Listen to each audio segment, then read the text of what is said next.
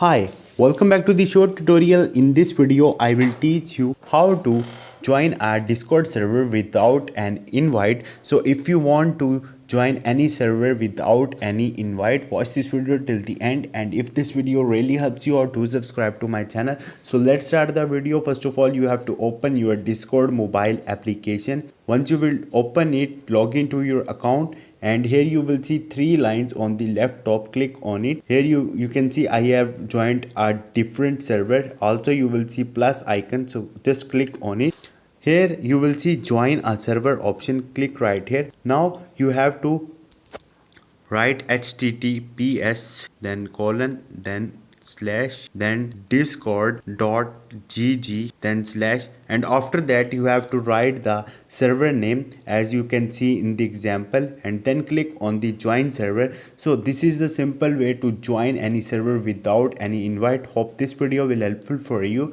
If you have any question or any confusion, just drop a comment. I will try to help you. Thank you.